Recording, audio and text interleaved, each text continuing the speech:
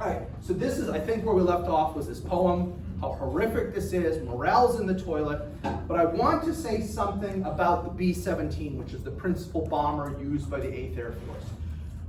This is a bomber that could sustain an amazing amount of damage and keep flying. Let me show you some pictures of bombers that made it home.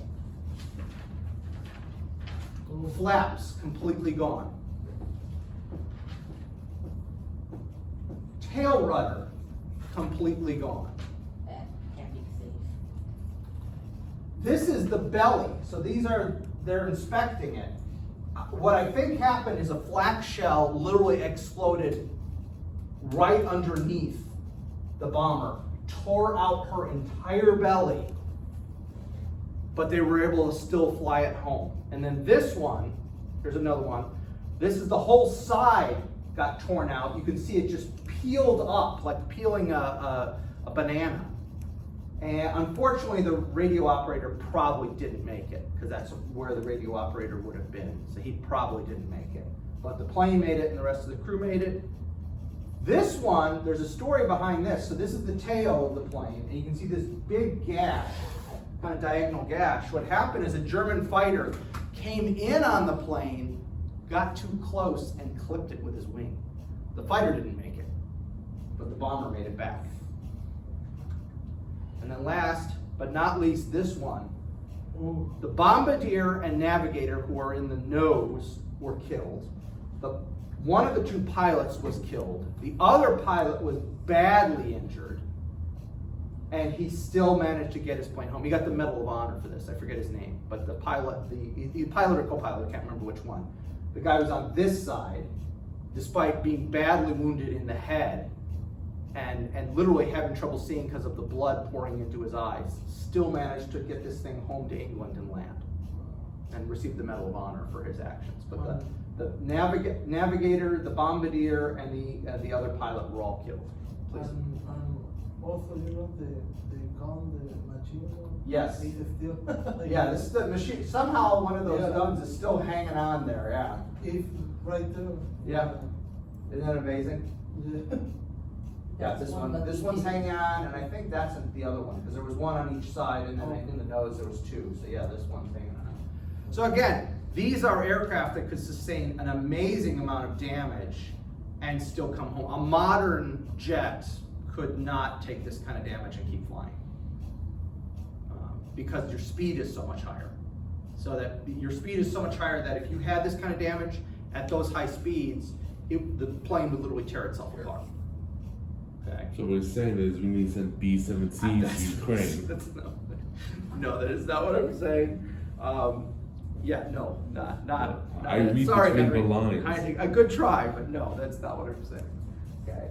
And the B-24, which is the other bomber that's used more by the 15th Air Force in Italy, likewise, very rugged, very durable, can sustain a lot of punishment.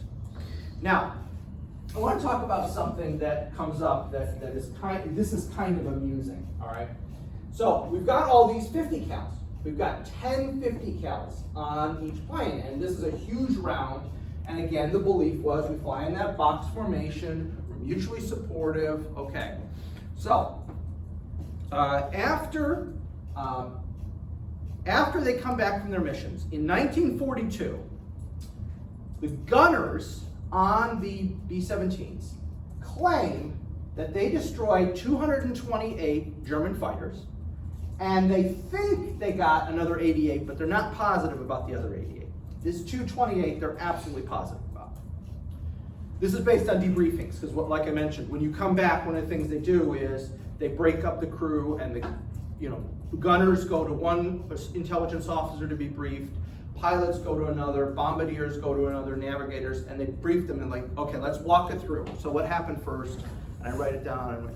So this is when they collate it all. Now, the 8th Air Force looks at these numbers and says these are too high. And so they downgrade them, okay? They revise the figures down. And the official stats that the 8th Air Force reports, this is what they're told, but this is what they will report back to Washington. We are confident that they destroyed 89 German fighters. There's 140 more that might have been destroyed, but we can't confirm those. But we're pretty doggone confident about 89, okay? When the war is over, we get to look at German figures. And the Germans, you could say, well, are they lying when you see this picture? No, because the Germans are very OCD. I mean, they're all about everything has to be, they don't lie to themselves, they lie to everybody else. They don't lie internally. When we get the figures afterward, for 1942, how many Luftwaffe fighters are lost to bombers? Wow. 7. So, my question is, are all these gunners lying? I just think they're taking them down because their ships are durable too. Okay, they think they're shooting them down, but how do you go from 7 to 89 to 228? Anybody want to take a guess why you think? I have a theory. I can't prove it, but I have a theory. Justification. No, If no, not- I understand what you're saying, but no, I don't think so, please. They put out to carry the one. Well, if it was math, yes, that would be a legitimate thing. Here's my theory. Can't prove it, but this is my theory. So that German fighter sweeps through your formation. Remember you got your in your box formation? Every single gunner turns and opens up on that plane. When it bursts into flame, 30 guys go, I got it! Well, you multiply 7, divide 228 by 7, and I bet you're gonna get a figure of roughly, the same amount of guys who would see it as it shoots through your formation. Every single one of those guys, I got it. That's my theory. I can't prove it, but it seems pretty logical. They're not lying. They saw that plane go through, they saw smoke come out, so that would be probable, or they saw it burst into flame, which means they killed it. And they were all shooting it at the same time. So they all wanted credit. So that's my theory. It seems logical. It doesn't involve anybody lying. It's just, yeah, I was shooting at it and flames came out. So of course I hit it. Well, maybe you didn't hit it, maybe him or him or him or him or him hit it, but somebody did hit it, but you multiply times 30, and actually times 30 would be 210. So we're pretty close. So that's my theory. But the key thing here is, going back to our question of flying unescorted bombers from England to Germany, we saw what happened with the Schweinfurt raid. We see these numbers. You can't do it. It's suicide. It's what the British told us in the first place. Daylight precision bombing is suicidal. Unless you can get support. So, we get to play Monday morning quarterback and go, oh, see how stupid they were. They should have had fighters escorting them. Well, that's all well and good for us to say, but was it technologically possible? And the answer is, not until much later than you think. So, as of June 1943, the maximum range we could get was a P-47C model, 230 miles. Okay? That's not getting us to Berlin and back, or Germany and back. Okay? The very next month, July 43, the P-47D model comes out, 340 miles. Still can't get us to Germany and back. February 1944, the P-51s, the Cadillac of the sky, as they called it. P-51B comes out, 475 miles, still not there. Not until April 1944, with the P-51D model and drop tanks. Now, I could have added the drop tanks to all of these, and it would be longer, but it still won't get us there. That's my point. So this is counting drop tanks. So we could have added drop tanks to all these and add about 200 miles to each, but none of them get us there until April of 1944.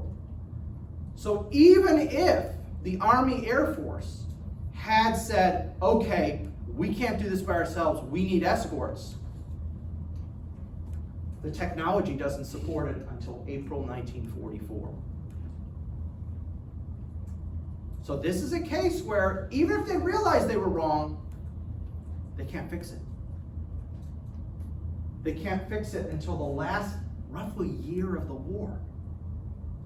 You can't have fighters escort you all the way to Germany and back until the last year of the war.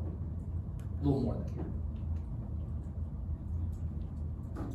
So this is another case where technology and your vision are not on the same page. Even if you were smart enough, even if you had the vision to say, no, we need escorts. Well, wait for the technology to catch up, because it ain't there yet. For the first 2 years of the war. All of 42, all of 43, and several months into 44. Technology is not there. So they'll start escorting them, but they're never going to get them all the way until 44. So after Schweinfurt, there will be escorts. But at a certain point, the escorts have got to go, hey, we're low on fuel. We only got enough to get back to Britain. So they'll still keep flying missions after Schweinfurt, but they will be escorted missions. But they're not escorted all the way. So are there still going to be high casualties? Yes. As dreadful as Schweinfurt? No. Okay, it gets a lot better than Schweinfurt. But it doesn't get to be acceptable loss levels. And I know acceptable is not acceptable if you're the guy in the plane. Okay? But acceptable as far as the army is concerned and the nation is concerned, not until after April 44. So it's depressing, but that's the reality of it. So their vision was wrong, but even if they'd had the right vision, the technology wasn't there. Okay. Now, what are we actually bombing? Okay, this is late in the war. This is 44 and 45, all right?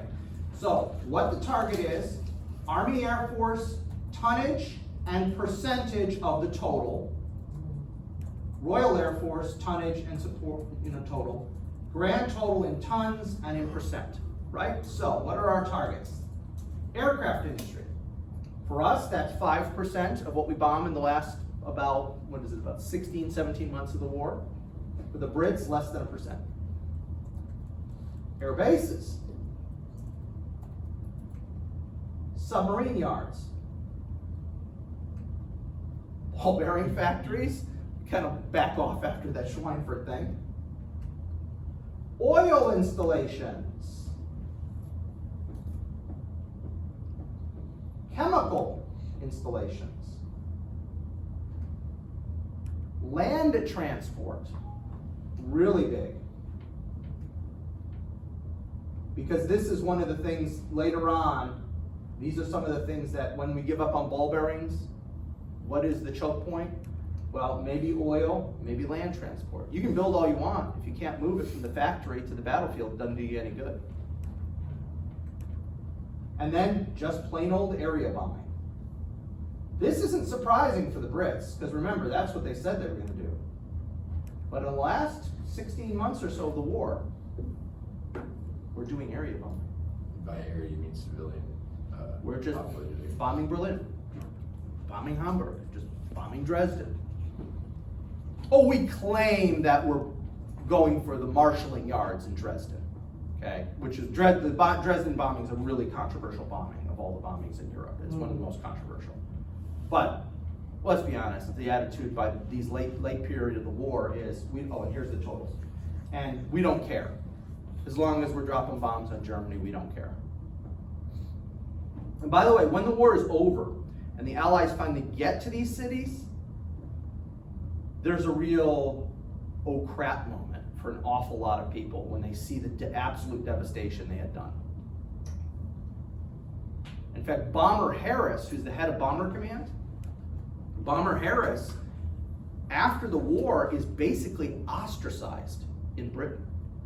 When the British people see how bad the bombing was, up close, he's the only senior guy, he's the equivalent of a 4-star general, right?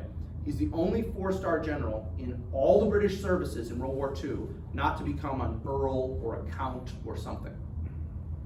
They give him a knighthood and basically retire him immediately. It's almost as if, and this is even British authors have said this, it's almost as if the British realized what they did, were ashamed, and had to find a scapegoat. Bomber Harris, it's your fault. and shove him out the door. They give him a pension, give him a knighthood, and then shove him out the door. He doesn't get to be a lord or an earl or something like that. And we just try and forget it ever happened. Yeah, this Reality, is though. something that the British would do. Yes. Yeah. So he becomes their kind of, well, it was all his fault. Yeah. He did this all by himself. He made the decision, so. Nobody had anything else. Winston Churchill had nothing to do with it. Right. Sure. You keep telling yourself that, please. Can you go back to the previous? Yeah. That one? Yeah. Thank you. All right. So let's talk about aircraft production then. So this is the bombing. Let's talk about aircraft production. So let's do, are we going to do the Allies first or the? No, we're going to do the bad guys first. All right. So Axis powers first. So Germany. This is Germany's production. So this is per year. I only did the full years. I didn't do 39 or 45 because they're partial years. This is completely comparable. Full years, right? So this is how many aircraft. Now notice the numbers are going up. So as late as 1944, production hasn't dropped. So if we're going for these, strategic targets, or precision daylight bombing, all that good stuff, it doesn't seem to be affecting the aircraft industry in Germany. Because their numbers are up every single year, and pretty drastically. Look at, 24 to 40? That's a pretty drastic increase. They increased more in that 1 year than they had produced in the first 3 years of the war. That was just the increase was more than any of the first 3 years by themselves. We're Please. having trouble finding all the factories, or it's just bomb thoroughness? It's a little bit of not being able to hit the target, and a little bit of, in some cases, we go back and find out after the war, some of these factories, some of this machinery is so massive and sturdy that we will bomb out a building. So when you go and the reconnaissance guys take pictures, it's just 4 walls, everything inside, all the levels, gone. The machinery is so robust, they just clean up all the detritus and they go back to producing stuff. Except you gotta wear a coat now because there's no roof. That's how big and sturdy, because these are massive iron and steel. Don't think modern precision laser guided, all that stuff you see now from Japan or from the United States or from, no, this is big, it's punching out something or it's molding something, you put it in there, you put that aside, you put it's these big, massive things. And that's what's going on. Were you about to ask? Yeah, I think the British guy said it, if we didn't go for the workers, right? That's what he said. Cold-blooded, but yeah. That's what Bomber Harris talked about. Exactly. Plus, as the longer the war goes on, the Germans are trying more and more to hide their industry. And in fact, in some cases are building underground factories. So that the Allies just can't find them. So they're getting better, which again, you'd expect a thinking enemy. Anytime you think your enemy is stupid, you're the one who's stupid.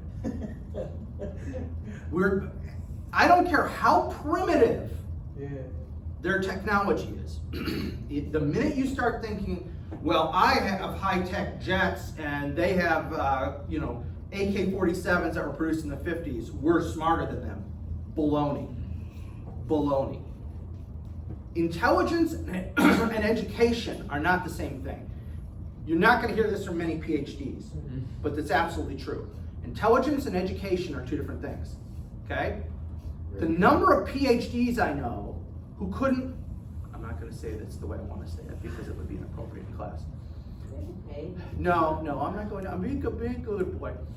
Who couldn't find their rectum with a map when it comes to like day-to-day tasks, but could tell you the intimate details of some obscure thing, either in the past if they're a historian, or about a chemical combination if they're a scientist, or about a mathematical equation if they're a mathematician, okay? But can't fix their fence when their fence is falling apart. They have to call somebody in to do that for them.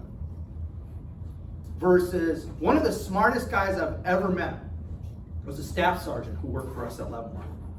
Guy had a GED, totally admitted to me, we became really good friends, good guy. Literally his name was Joe, because that's like a stereotype. You say, yeah, Joe, meaning an average soldier, but his name literally was Joe. G.I. Joe? What's that? G.I. Joe? Well, kind of in that sense. And so, so Joe said, I asked him, he'd been like a huge druggie before he joined the Army. We were talking and I'm like naming drugs and I said, oh yeah, try that. I did this morning. Yeah, well no. Once he said he's been clean since he joined the Army. But this guy was one of the cleverest guys I ever met for problem solving. There'd be a bunch of us standing around trying to figure something out. So lieutenant colonels and PhDs. And we can't find it in. And Joe would walk up and go, why don't you just turn this? And we'd all look around and go, yeah, none of us thought of that. Okay, so again, intelligence, education can coincide, but they don't always. Please. If referring to the Taliban, right, the leader, Yeah. they didn't have too much education, just Right. read and Yeah. write. Absolutely. Yeah, so but again, anytime you assume your enemy because they are technologically less sophisticated are dumb, you're most likely gonna doom yourself. And we've done that, let's see. Iraq, Afghanistan, Vietnam, to a lesser extent Korea. How have those last few worked out for us? Not so pretty. And in the first Gulf War, when we assumed, oh no, these guys are gonna be good, Iraq has the 4th biggest army in the world in 1990, we gotta take this seriously, we won that one in 100 hours. The other 4, a tie and 2 losses, and maybe if I'm nice about Iraq, a tie, because they haven't collapsed yet. So anyway, that's a tangent. So that's German production. Japanese production, likewise, continues to go up during the war, but it's much smaller, as you can see. Remember, Japan is always desperate for resources, which is part of the reason they go to war with America, is because we cut off their oil and metal resources. That was one of that reason for declaring war. And then finally, Italy. Remember, by and large, anything that's made in Italy, when you think made in Italy, do you think mass production or do you think quality? So I'm sure these planes had hand-stitched leather seats. Yeah. They'd been assembled by craftsmen, one piece at a time. I'm sure they were beautiful. That's another thing. You think Italian, you think something just beautiful. You don't think mass production. Okay. So Not what you Winston think. Churchill was right that Italy's the underbelly of Europe. Yes, but what he forgot is how crappy the terrain is. So that Italian campaign, Italy, the country, got out of the war, but Italy, the physical structure, was still there to conquer. And the Italian peninsula is a horrible place to fight. It's like, if anybody remembered their ancient history, Italy is not a good place to fight, because they have these natural mountain ridges that go up the peninsula. Nightmare for Hannibal. Yes, exactly. So there's your totals for all the Axis powers. Oh, Henry, did you have a question? I'm sorry, did you have a No, question? no. Okay. All right, so how about the Allies? The British. The British, by themselves, outproduce Germany. So just Britain versus Germany, Britain's outproducing, all right? Their numbers don't accelerate as quickly because once America starts giving them stuff, they turn that production to other things like tanks and trucks and things like that. So that's why theirs doesn't go up as dramatically. Especially these, like, this is stagnant, pretty much, okay? The Soviet Union, okay? Again, all by themselves, they outproduce Germany, and actually Germany and Italy combined, both the British and the Soviets outproduce. And then last but not least, the United States. We outproduce all the Axis powers combined by ourselves. And there's the totals. And again, there's a reason you have that expression during World War II, the United States is the arsenal of democracy. Because we can just produce stuff on a scale that nobody else can. Could we do that now? No. We don't even produce any steel to speak of. We import most of our steel from Japan. Oh, yeah, so, I have a question, so if we didn't produce, I mean, if we didn't have industry, how, you know, the weapon industry make the, you know, the products and all that? Yeah, I mean, that's the thing where all this talk about us going to war with China, which I don't think is going to happen, because for the Chinese, that would be foolish because it would hurt their export market, because they want to sell us crap. And I know some Chinese scholars who talk about the fact that internally, because they go to China pretty frequently, there are real systemic issues in China. And their economy, if we think our economy is kind of like teetering and it's got issues, their economy is worse, because the minute they stop exporting all that crap, they would go into a depression within months. That's what I've been told. Please. And then also, the population decline with Mhm. going to war, you know, if they lose Mhm. a lot of the.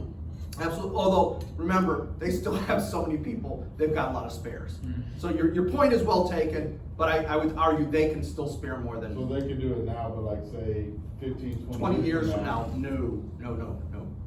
Yeah, their population is collapsing. We've talked about this, that demographic collapse. That's happening in China, Japan, South Korea. It's happening basically throughout the developed world. It's happening. I don't think there's any developed country that is making their quotas. Please. Historically, though, show that just throwing those numbers didn't help too much in Korea. No, absolutely. Millions against the No, good point. Marines, and the Marines just mowed them down as they Right. backed off. Oh, yeah. No, absolutely. Just raw numbers. While quantity does have a quality all its own, it's not enough by itself. So that's production. Now, another thing I want to address is this whole question of killing civilians. Don't. Yeah.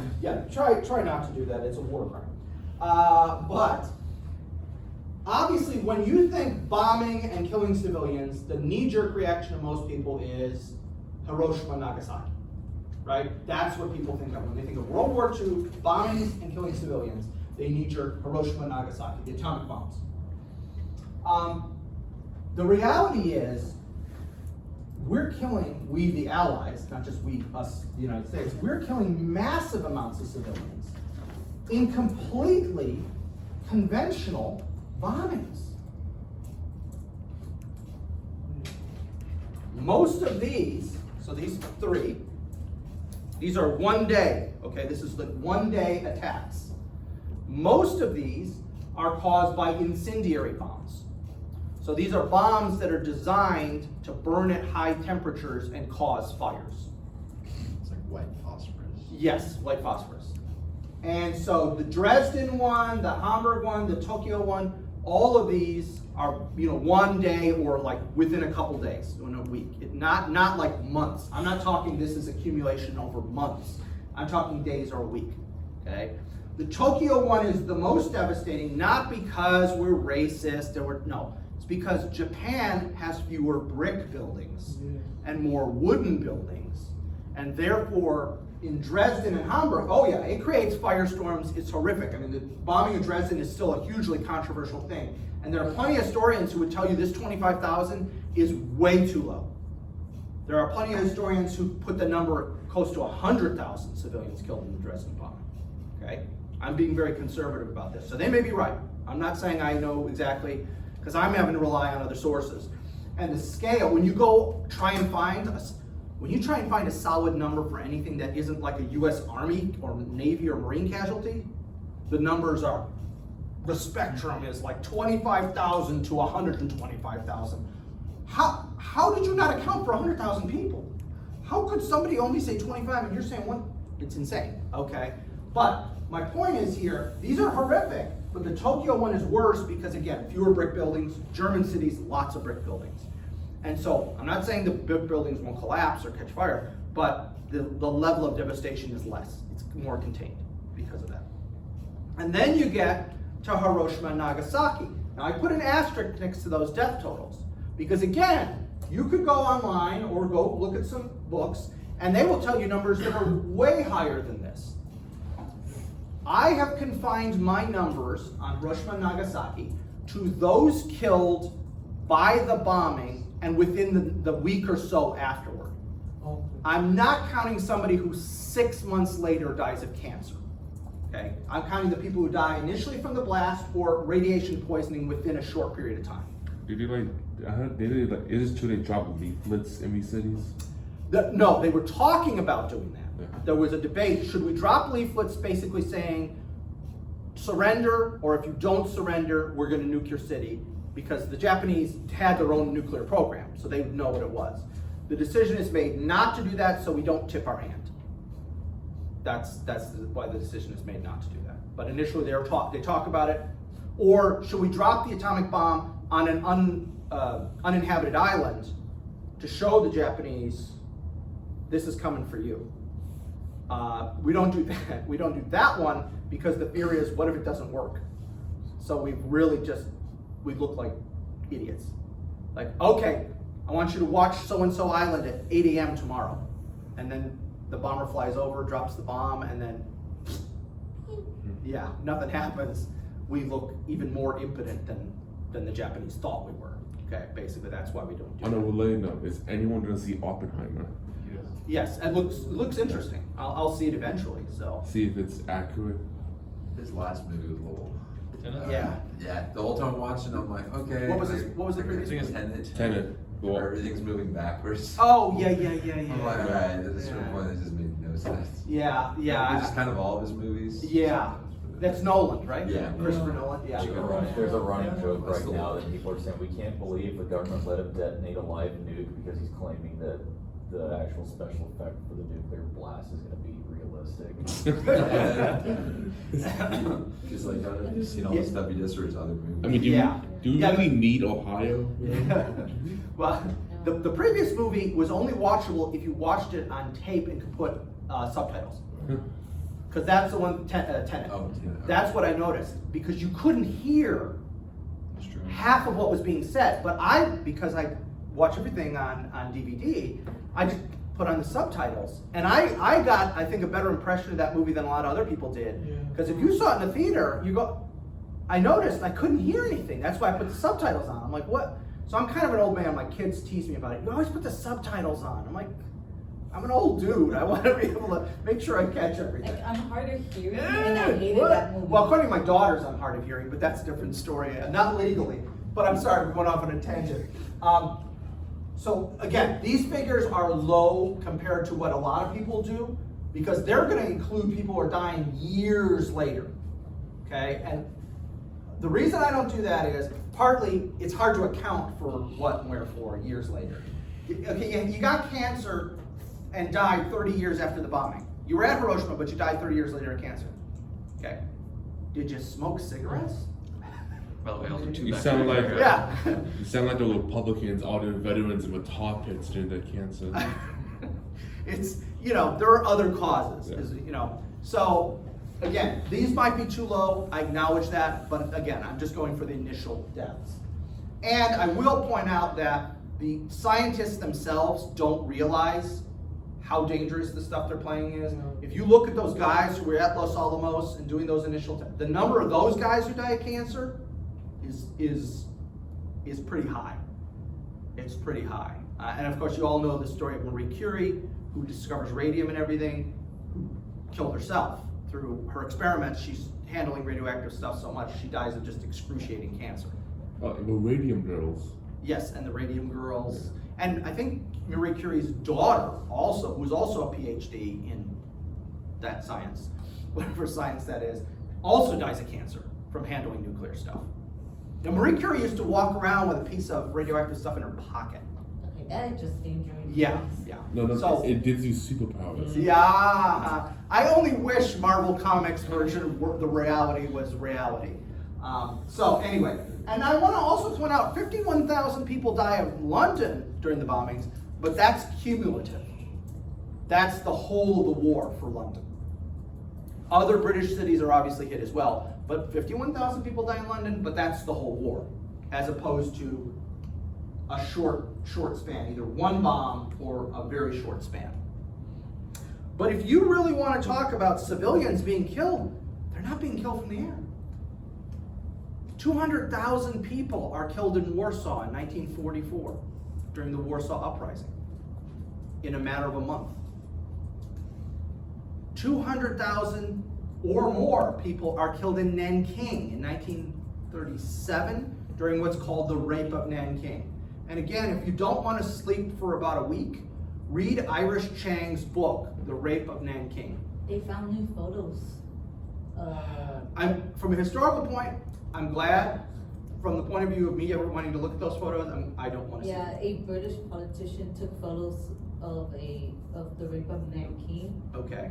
So And his- somehow they were like his they family lost had it. them? Yeah, Okay. and her daughter like here, I don't want this anymore. Took it to the pawn shop, Oh. and the pawn shop guy opened it, and he's like, "Can somebody please help me?" Yeah.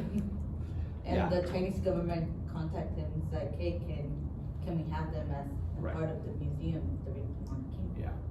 So again, Irish Chang's book, The Rape of Nanking, phenomenal book from a historical standpoint, horrific book to read. It's one of those, it's like there's certain movies or something you'll like watch once, you go, that's a great movie, I'm never watching that again because it's horrific, you know. That goes on my list. I read that book in graduate school, never gonna read it again. And Irish Chang, by the way, was so profoundly impacted by writing that book, she eventually committed suicide. The scholar who wrote the book. So that's how horrific what happens at Nanking is. At Stalingrad, 850,000 civilians died during the siege at Stalingrad, which is only about 3 months long. But it's 3 months long in the winter. And last, but nowhere near least, approximately 1 million civilians died during the siege of Leningrad during World War II. There was a really good documentary made back in like the 70s about the siege of Leningrad. And there are people resorting to cannibalism. Let's just put it that way. That's how bad the siege of Leningrad got. If I were to mention Unit 731. Yes, if we wanted to go down that road. Unit 731 is a German warfare experimentation unit of the Japanese Army that does absolutely horrific experiments on mostly Chinese civilians, but occasionally on Allied prisoners. And the worst thing about it is, after that's all said and done, we, the United States, let the commander of that unit go scot-free in exchange for his research. He turns over all his research to us, and we let him go scot-free. There was a movie made about it. Now it's an exploitation movie, so it's not exactly like historically 100%, but there's an exploitation movie that was made about it. I've forgotten what the title was. That was pretty grim, and it's just a movie. So but he wasn't Nuremberg. No, he goes off scot-free. He goes back to Japan and just becomes a doctor again. Yeah.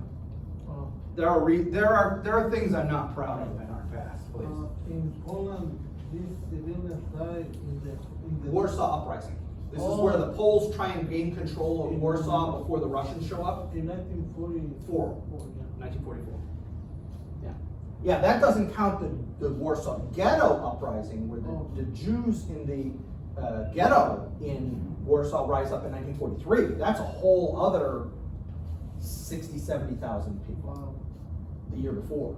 So again, yes, these are horrible. Do I think we should do this? No, I don't think we should do this. But when you talk like raw numbers, oh no, there's way worse stuff. And these are this is just what I could fit on the slide. We could go through and find, in the Soviet Union, the number of cities where stuff like this is happening is tons. Please. It is true that during the Pope rise, the Soviet Union, they stopped advancing until literally the German forces slaughtered. Yes. Yes? The Soviets are on the other side. The Vistula River runs down Warsaw. Well, it kind of runs to the east of Warsaw. There's suburbs of Warsaw on the east side of the Vistula River, and then the rest of the cities on the west side of the Vistula River. Soviets are at the Vistula River, and they just sit there for over a month and let the Germans slaughter the Poles. And then after the Germans have slaughtered the Poles, then they start advancing again. Because they didn't want the Poles to resist them. Because they knew if they were powerful enough to resist the Germans, they're going to resist us. And so yeah, they do that. It's absolutely true. Uncle Joe is Machiavelli. Yeah. Oh my. You can say evil. I'm good with evil. Evil. Evil's good. Let's start wrapping up. I've got a few slides yet, but let's start in a process of wrapping up the combined bomber offensive. What's the purpose of the combined bomber offensive ultimately? I mean, it didn't do what it was supposed to do. So what is the purpose? Well, George C. Marshall, the Chief of Staff of the United States Army, after the war, this is what he said, maybe this is one purpose of the combined bomber offensive.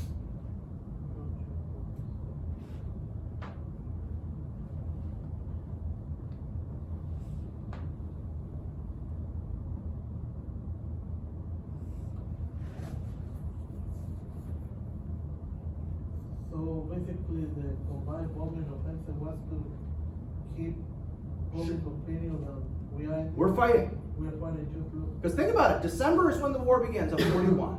We don't go ashore in North Africa till November of 42, 11 months later. We don't go into combat in Europe, if you count Sicily, until, what is that, February? No, it's later than February. It's like April of 43. Then Italy is about 2 months later, around June. I'm ballparking some of these months, I can't remember the months exactly. So think about if we had done nothing, no combined bomber offensive for 11 months. And we're trying to convince the American people, who's the real enemy here? Who's the real enemy we're trying to convince the American people in World War II? Who are the real bad guys? The Germans. It's not the Japanese, it's the Germans. They're the real bad guys.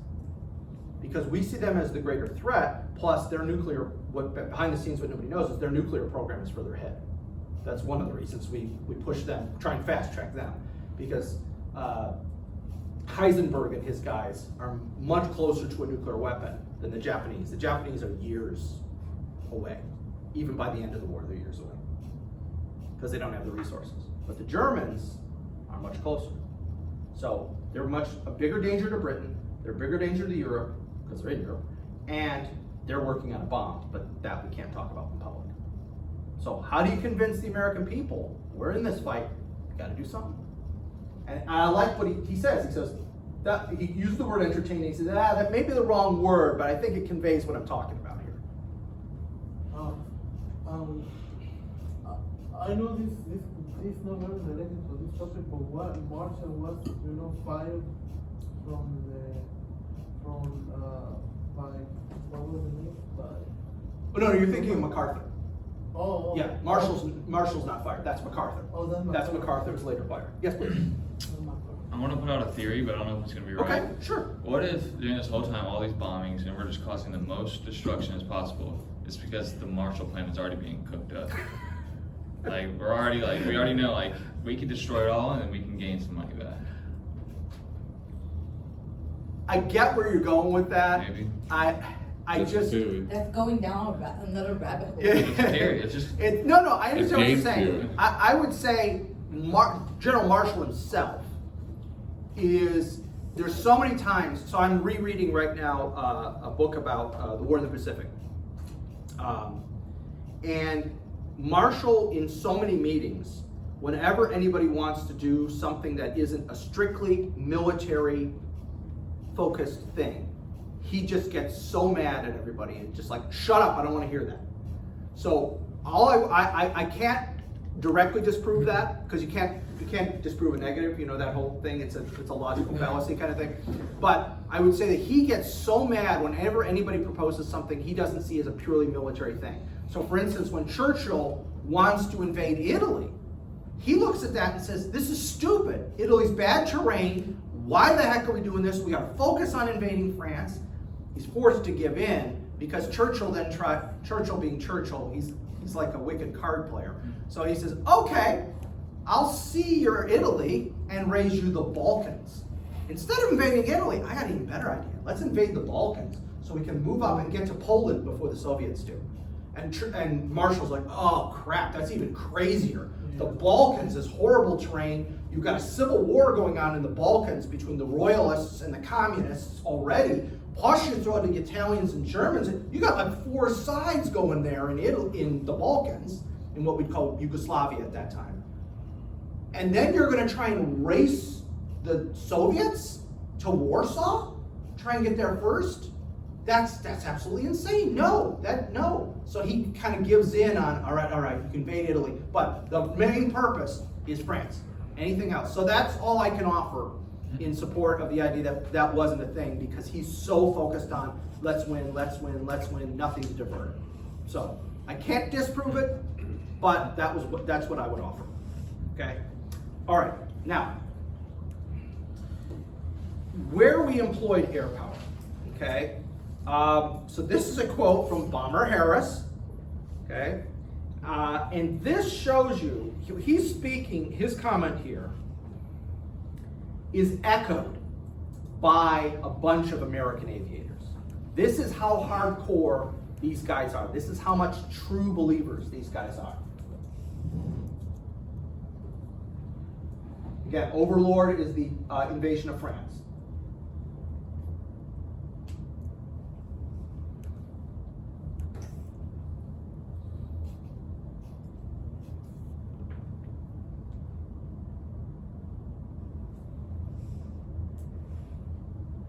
So in planning for the Normandy invasion, the British and the American bomber guys, because they say basically the same thing, are so adamant, they won't even prep bomb for the invasion.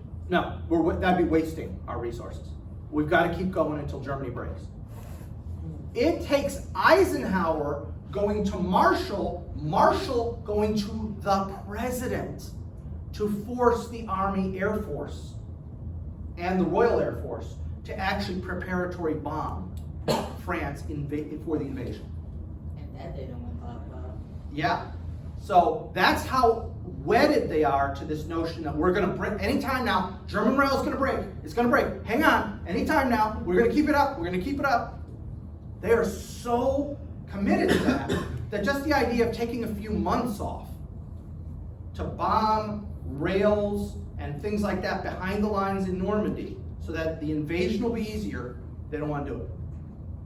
This is how much true believers these air guys are. This is how committed to their cause they are. So if they didn't It's fanatical. I'm sorry. If they didn't took like time off to bomb like the rails for D-Day, would D-Day would be like even more harder than it was? I won't say we would have lost, but I will say yes, a lot more people would have died. And maybe we could have lost. I mean, its potential is there. But I'm not going to make that prediction. But would a lot more Americans and Brits have died? Oh yeah, you better believe it. Because if it had been, for instance, rails, if it had been easier for them to transport stuff, they might have been able to transport stuff quicker to the beaches to counterattack when we launched our attack. And similar things to that. But that's how wedded these guys are to their theory. Because they gotta prove it. They gotta prove it. They gotta prove it. And this is where people get stuck in this kind of mindset where they can't admit their theory's not working. And maybe there's an alternative. And as I've said, there are air power guys today in 2023 who still, not 100%, not to the degree of fanaticism these guys have, but they're still convinced air power solves all your problems. They're still like that. I had students at Leavenworth, nice guys, smart guys, but in their core of cores, they still believe it. They've still drunk the Kool-Aid. So how long until orbital power trumps all? I mean, it's still aerospace, and we have we have a space force now, so. It looks like exactly like the Enterprise logo. Yeah, don't even, they're so lame. Anyway, so what is the cost for the bomber crews? All right, aircraft losses. Royal Air Force Bomber Command loses 8 8,000 bombers. Think about that, guys. And these are not small ships. These are, big enough to have a 10-man crew. 8,000. In the 8th and 15th Air Forces, the two that do the bombing of Germany, we lose 8,000 bombers as well. We also lose almost 4,000 fighters. The difference is the British have bomber command, fighter command. We have numbered air forces that can include bombers and fighters. So I can't tell you how many of these were lost supporting bombers or how many were just lost doing fighter jobs, because they didn't break it down that way. They just give you raw numbers. So that's how many they lost as a group. So I throw the fighters up there just so you know, but were they on bomber missions, supporting bombers? I can't tell you, because the Air Force can't tell you. How about the air crews? Bomber Command loses at least 64,000 men as casualties.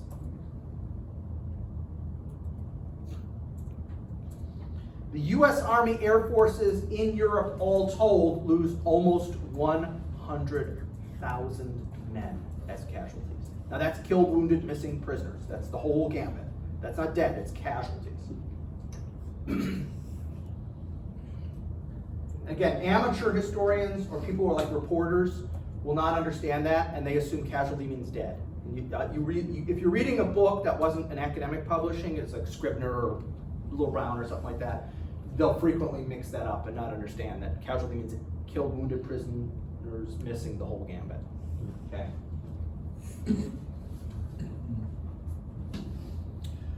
All right, so let me be kind here, and let me give them the benefit of the doubt for a second, all right? That they had a point, that the bomber guys had a point. Let's pretend, let's play pretend. Albert Speer, who was the Minister of Production, the German Minister of Production, and the only Nazi who after the war admitted, yeah, I effed up, we all effed up, we did some horrible stuff. Okay, don't give him too much credit. I mean, he was already in Nuremberg. He'd already been tried and sentenced to life imprisonment, though he only served like 20 years. It was that or hanging. Yeah, okay. This is what he said, though, in reference to the bombing campaign and all that.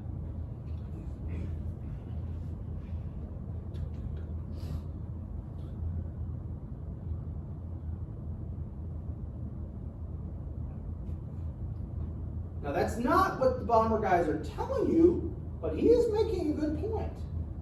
All those anti-aircraft guns could have been anti-tank guns. So if there's no bombing campaign over Germany, how many more people die on the ground? Soldiers. Or Eastern Front and Western Front. You can't just point the anti-air, like... Well, the German 88 actually could do that. Yeah. That was the brilliance of the 88. It was both a great anti-aircraft gun and different ammo, obviously. Okay, but it was great anti-aircraft and a great anti-tank gun. So he makes a point. There's something to be said for that. So if we don't do a bombing campaign, that's a lot of guns pointed at our tanks, or the Red Army's tanks, or the British tanks. Kind of sucks. I know they're not as efficient, but it kind of sucks. We don't see more giant cannons in war anymore. Well, we have MLRS and stuff. We have that, rockets. So they're cool, but I mean, the rockets are just easier to use. And here's another thing I'll throw at you. The number of people manning anti-aircraft defenses in Germany in May of 1944 is 2 million people manning anti-aircraft defenses. Eisenhower, the next month, has 2 million people under his command. Now you could say, whoa, Doc, that's not 2 million able-bodied soldiers. There's a lot of old dudes, there's a lot of kids. Right? Point well taken. But you know what? Those old men and those kids could be in a factory. They could be producing more stuff. They could be doing other things in Germany if they're not manning those anti-aircraft defenses. So again, this is not a vilification of the bomber guys, but it does point out they did serve a purpose. Without a bombing campaign, the equation's different. Does it mean we lose? No, I'm not saying that. I still think we win. Does it mean a lot more Americans and Brits and Soviets probably die? Yeah. Does it make up for those casualties we took in the air? I don't know. I'm just throwing it out there because I'm trying to be fair. I'm trying to say, okay, here's a point. When Hermann Göring is the most senior Nazi to be captured, okay, at the end of the war. All the rest killed themselves, or most of the rest killed themselves. And he's asked about this. He was the head of the Luftwaffe, so he's asked about this. Here's what he had to say.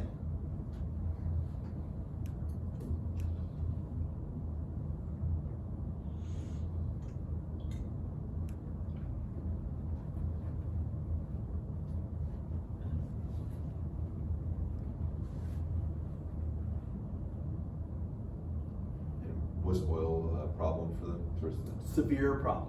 I meant to ask that on the slide. So it turns out the choke point might have been oil. So if we could have focused on that. That was their biggest issue. Yeah. It's always oil for the U.S. Well, but it was for Germany too. Okay. I mean, the Germans actually figure out a way to make synthetic oil from coal.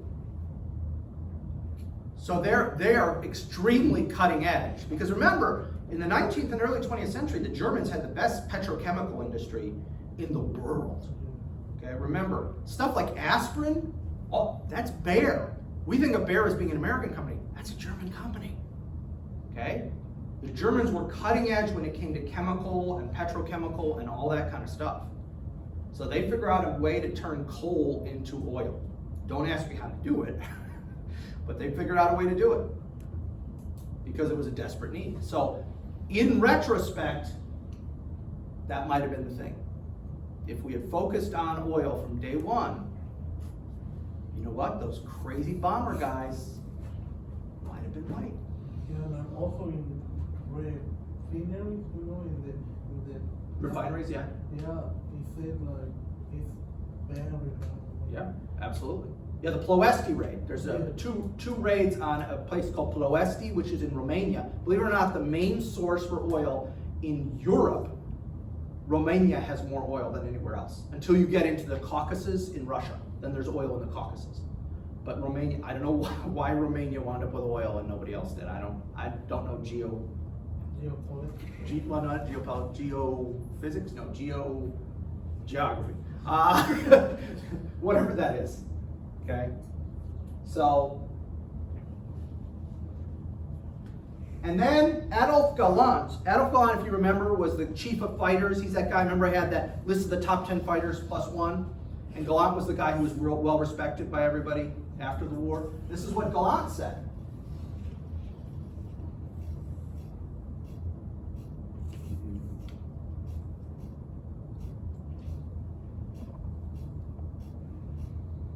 So if there was a choke point, I think that was the choke point. So here's the irony, guys. I've just spent a good chunk of this class mocking bomber guys. Had we focused on oil, those crazy SOBs would have been right. If they had destroyed the oil industry, all the refineries, all that, they may have gotten their wish. They may have collapsed the German economy. Can't run all those tanks on the Eastern Front. Can't run all those planes over Germany without oil. And I know I just told you they figured out a way to make oil from coal, yeah, but it's a slow, expensive process. It's still cheaper to just pump the oil out of the ground. Yeah, as you need refineries. But if you collapse your economy, how do you not pay reparations? Well, we'll worry about that later. One thing at a time. So eventually they got it right, Yeah. the Americans. Well, yes and no. I mean, the war ended before we figured this out. These are all Post-war. post-war analysis. Do we at least use this analysis in future wars? Oh yeah. Well, I think we did in Iraq and Afghanistan. Yes, or not Afghanistan, Iraq. Sorry, Sorry. maybe they didn't want to do that because they figured if they were invading Germany, they would be able to exploit that as a resource themselves. I think you're giving them too much credit. I think Go you're to giving us way too much because I think those bomber guys, if they could have vindicated themselves, they would have gone for that in a heartbeat. Hap Arnold, those guys were so arrogant that if they could have found a way to make their thing work and prove to all you naysayers I was right from the first, I think they would have gone for it. I think they would have gone for it. And there's also the choices the Germans make. And what do I mean by that? I mean, the Germans are incredibly innovative. The first operational jet fighter, the Me-262, okay? So cool, so cool. Tons of problems, but so cool. The HE-162, AKA the Salamander, I don't know where they got that name. Really cool looking, horrible in actual flight. What's that Yeah. thing on top of it? That's the engine. That's a salamander. So, That's if a- that gets shot, that's it. What's that? If that gets shot, that's it. It's a lot easier to hit it. Well, not only that, here's another problem. If you have to get out of the cockpit, that's the air intake. So this had the first ejection seat. So the first ejection seat in a military aircraft was this aircraft. Oh, so it's just on the counter. Yep. Like that, okay. But notice how badly balanced it is. Yeah. They've had to put a sawhorse to hold the tail up.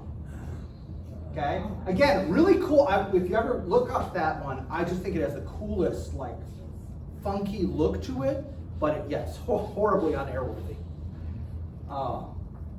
The HE-163, which is a rocket plane, not a jet, a rocket plane.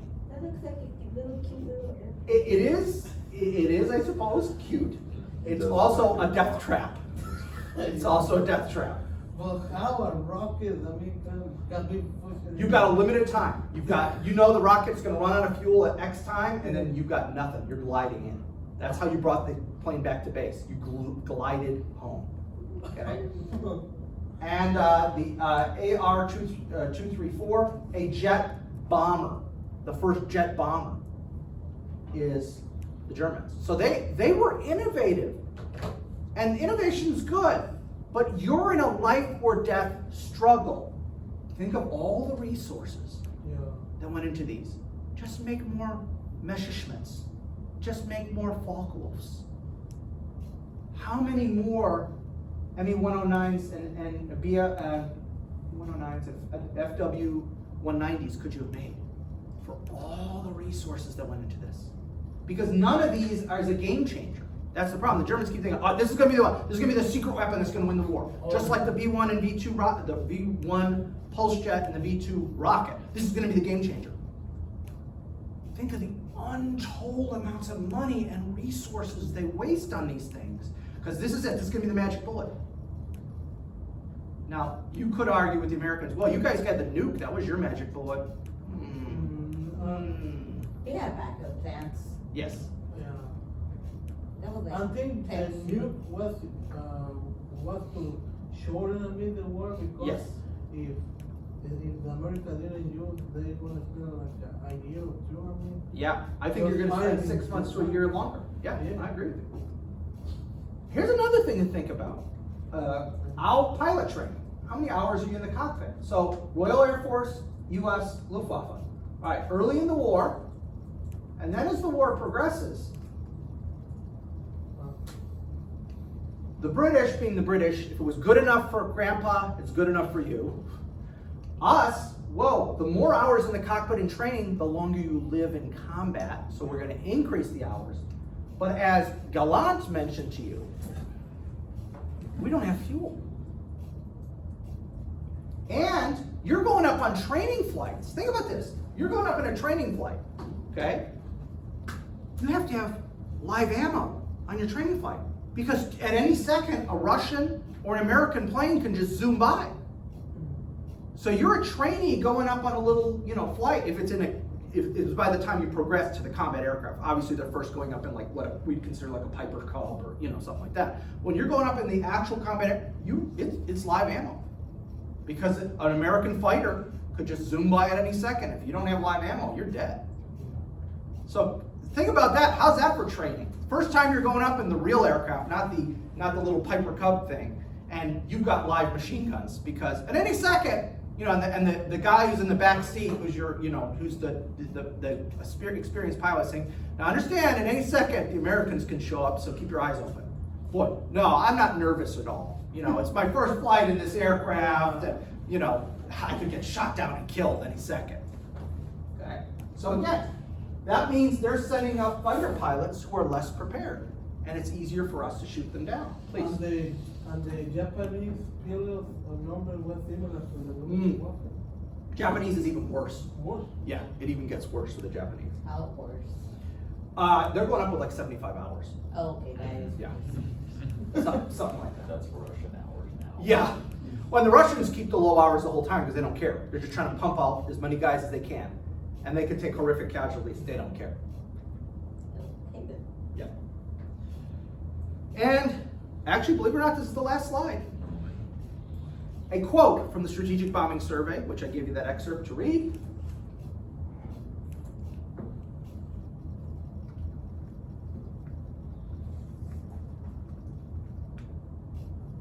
And this is the Army Air Force trying to put lipstick on a pig. Okay? Oh, they would have quit, but they lacked either the will or the means to quit. But they were gonna. They just lacked the will or means. We're not sure whether it was will or means, but yeah, they were gonna do that. And I'm sorry, guys, as I mentioned briefly last time, Yeah. when you look at, when you do see the post-war interviews, you see all this, the German people never turned against Hitler. They never really did. He took good care of them. Remember, it's the National Socialist German Workers' Party. A lot, and I mentioned this last time, a lot of these socialist policies that Americans will make fun of in the post-war period. Oh, the Germans get like 6 weeks of vacation. They get this, they get that, they get the other thing. A good chunk of it, not all of it, but a good chunk of that came from Hitler. It was he who implemented a lot of that. Because if I keep my people happy, they don't rebel against me the way they rebelled against the Kaiser. I learned my lesson. I'm not letting that happen to me.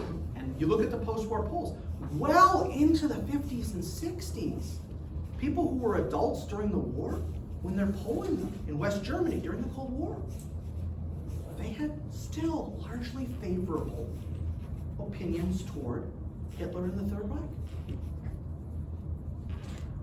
And and of course they're all doing it. Oh, the Führer didn't know about the Holocaust. That was Himmler. He was evil. Yep, literally hours of footage of him talking about it. Oh yeah, you can go. Yeah, there's tons of footage all over the place. German accent, though. I thank you. I appreciate it. I am 25% German, much to my shame. But so yeah, no, they'll talk about that. You know, Hitler's secretary, who just died, I think in the last 2-3 years, she was like 100 years old. No, as if you know nothing. You know nothing. That was Himmler. That was the SS. As if you know nothing. I just finished reading Ordinary Men. Okay, and I highly recommend this book. Again, not a cheerful read, not as bad as Irish Changs, but it's about a military police battalion, reserve military police battalion, German military police battalion, that is put to work on the Eastern Front and participate pretty regularly in the Holocaust. And the author's thesis, which I think is well done, is this argument that, oh, it's just the SS, it's just the hardcore Nazis who do this. Well, this is a reserve police battalion made up of guys in their 30s and 40s. Almost all of whom have civilian jobs back home. They were all from Hamburg. The one battalion was recruited mostly from Hamburg. And they're, the early part of the war, the death camps had not yet been established, and so the mass killing, the kind of industrial killing, some authors have called it, isn't happening yet. They're literally just taking Jews out into the forest, shooting them, and it's these guys in this reserve battalion, middle-aged guys, not middle-aged, but 30s and 40s, who are doing this killing. They got wives and kids at home, and the number of them that actually say, no, I won't do this, is tiny. So it's a battalion, it's a small battalion, it's only about 300-400 guys. But the number of guys who will just, I will not do this, is like 5 guys.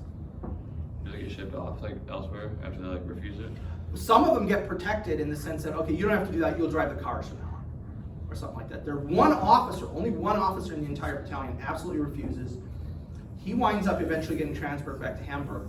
Crazy thing is, post-war, one of his unit, some of the people in his unit get prosecuted by the communist Polish government. He gets convicted of war crimes because his unit did stuff, even though he personally refused. He is one of only 3 people in the battalion to actually be prosecuted. The guy who did nothing and in fact got in trouble for doing nothing and sent back to Hamburg. Okay? So this notion that it was just the not hardcore Nazis, Christopher Browning is the author's name, he pretty soundly debunks that. No, the average German was more than willing when the time came. And a lot of them didn't like it. A lot of them had PTSD after the war, but again, it was like 5 guys who said, no, I'm not doing this under any circumstances. And nothing bad happened to them. None of them got prosecuted, none of them got shot, because remember that's also one of the excuses after the war. Oh, they would have shot me. Guys, thank you very much. I hope you enjoyed, well, I don't know if enjoy is the right word. I hope you got something out of the course. I posted the study guide online. Hopefully you saw that. The tests were good for the 15th, right? 15th for 24 hours, same format as we had last time. Papers no later than 11:59 p.m. on the 15th. If you have any questions, problems, please email me and I'll try and help you.